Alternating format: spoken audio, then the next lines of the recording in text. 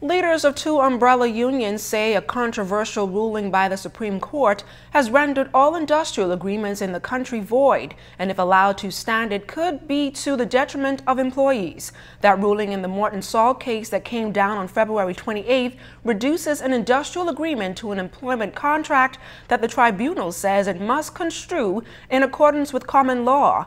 President of the Commonwealth of the Bahamas Trade Union Congress, Obi Ferguson, says it requires immediate intervention from the Privy Council or intervention from the government, as the ruling could impact unions and change the benefits workers have gained since 1971.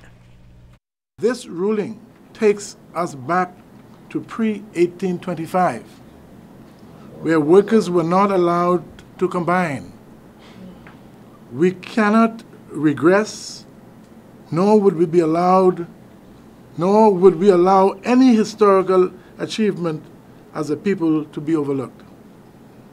We call on all workers to support yourselves by supporting the measures to be taken by the joint labor movement, to seek leave for an application to go to the Privy Council as soon as possible. President of the National Congress of Trade Union, Bernard Evans, says the union wrote a letter to Prime Minister Dr. the Honorable Hubert Minnis requesting government's intervention into the matter because the labor movement has taken the view that the Supreme Court ruling could make current and future agreements void. Additionally, Evans says that the unions will do whatever it must to protect both the Industrial Relations Act and the rights of workers in this country because the ruling goes to the core of the union's ability to negotiate for its membership. He says for decades there has been a global effort by employers to weaken unions, but with this ruling, the union has had enough.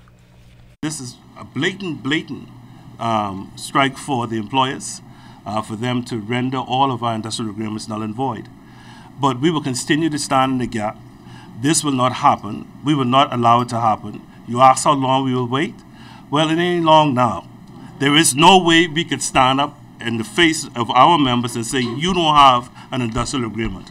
After almost 40 years of languishing in the vineyard, we have now come where one judge decides, you know what, you don't have any at all. But the time is up now, and we're tired.